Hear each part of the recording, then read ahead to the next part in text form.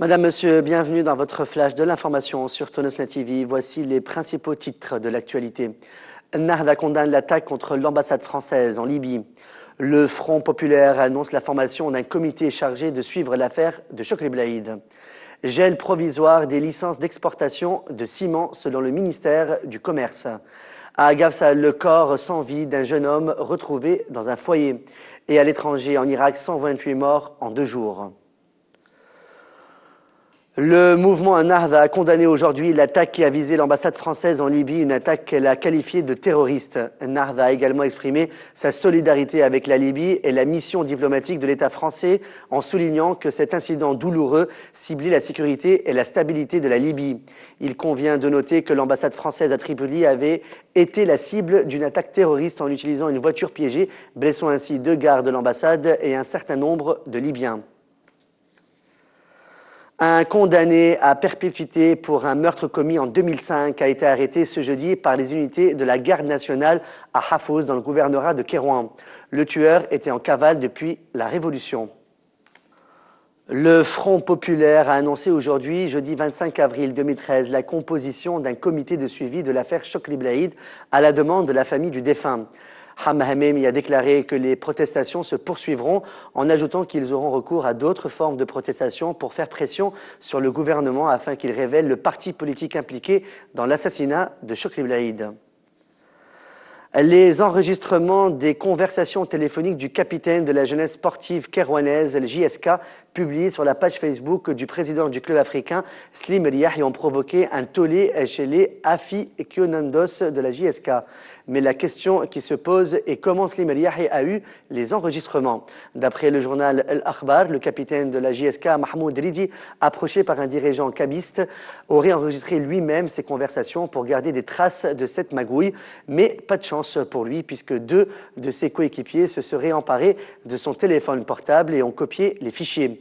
Une fois en leur possession, l'un des joueurs a contacté Slim El Yahi pour tout lui déballer et lui remettre la copie des conversations.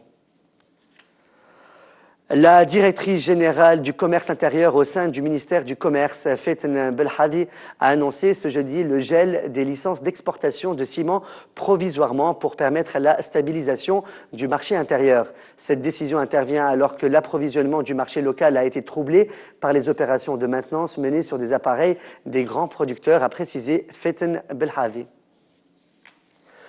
Le corps sans vie d'un jeune homme a été retrouvé hier, mercredi 24 avril, sur la route de Sousse dans la ville de Kérouan. L'homme est mort poignardé. Le couteau du crime se trouvait sur son corps pendant sa découverte. La victime a été transportée à l'hôpital des Arlabides pour déterminer la cause du décès. Selon les premiers éléments de l'enquête, il s'agissait d'un jeune homme chômeur âgé de 25 ans, divorcé et père d'un bébé âgé d'1 an. Et encore un mort, le cadavre d'un jeune homme de 16 ans a été retrouvé ce matin, jeudi 25 avril 2013, dans le foyer d'un lycée à Gafsa. Selon notre correspondant dans la région, les causes de la mort sont toujours inconnues, sachant que l'élève réside dans le foyer du lycée. Une enquête a été ouverte pour déterminer la cause de sa mort. Le porte-parole du Front populaire, Hamma Hamemi, a appuyé les déclarations faites par Lotfi Benjedou, ministre de l'Intérieur, aujourd'hui affirmant que le tueur de Chokri Blaïd est bel et bien Kamel Gadgavi. Hamma Hamemi a déclaré que le Front avait des preuves qui impliquent Gadgavi, expliquant qu'il a été aperçu devant l'immeuble du défunt le 2 février 2013. Hamma Hamemi a souligné que le plus important dans l'affaire de Blaïd est de dévoiler le parti politique qui se cache derrière cet assassinat. À l'international maintenant, les affrontements qui se déroulent depuis 2 jours en Irak ont provoqué la mort de 128 personnes. Parmi elles, 80 ont péri dans des troubles liés aux manifestations contre le Premier ministre Nouri el-Maliki. Ces violences ont en outre fait 269 blessés, dont 136 lors d'affrontements ou d'attaques impliquant des manifestations, militants et forces de sécurité selon des responsables irakiens.